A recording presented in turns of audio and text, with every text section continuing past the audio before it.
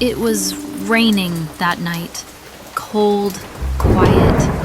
I stood there on the dock, staring at the water like it might answer back. That feather floating out there, that was Lyle's, my mate, my partner. Some say Swan's mate for life. They don't talk about what happens when one of them doesn't come home. Someone killed him, and I was going to find out who. They found him at dawn.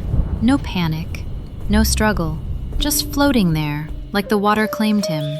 But I knew better. Lyle didn't slip. He didn't fall. His eyes were still open when I got there. He was already gone, but the questions were just beginning. And so was I. The whole neighborhood went quiet. Blackbirds left flowers. Doves didn't make eye contact. Everyone said they loved him. Some even meant it. But grief shows up fast. Jealousy shows up quieter. Some birds mourn, others cover their tracks. I needed to know which kind I was dealing with. Gilda the goose was the first to talk. She always is. Said she saw Mallard near the lake that night. Him and Lyle had history, messy kind. Territory, pride, maybe more.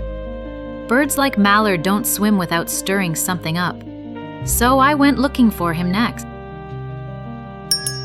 Mallard looked too calm when I walked in. Said he was working late, alone, no witnesses.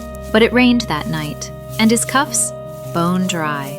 Lyle was gone, and Mallard was folding fabric like it didn't matter. That was his second mistake. The first, pretending he didn't know. I spotted Florence and Reed in the park. Ugh, elegant as ever, nervous as hell. Lyle and Reed had a past, too many crossed wires and shared space. When they saw me, they froze. Florence looked away. Reed smiled too fast. Birds can fake grief, but fear, that's harder to hide.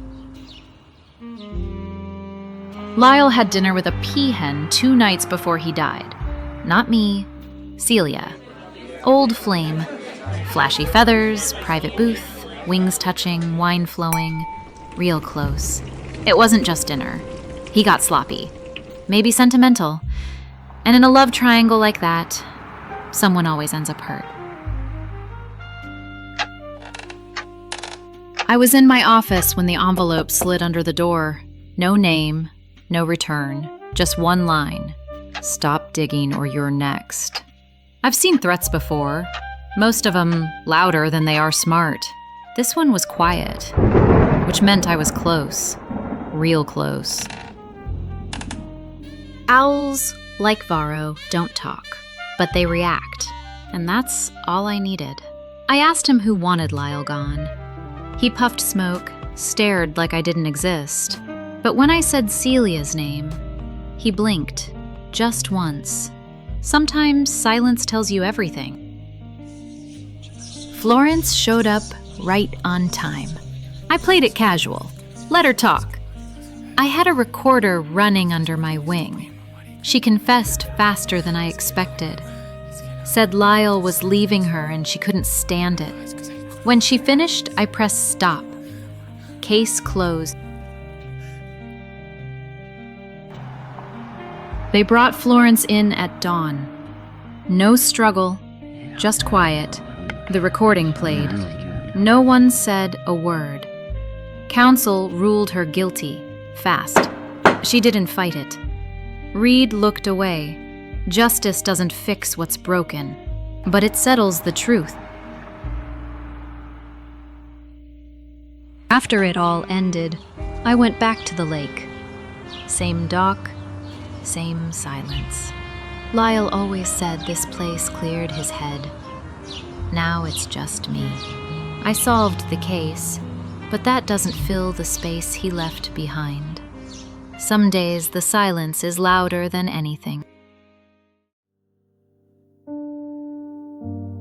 Shadows on the pavement, feathers in the rain,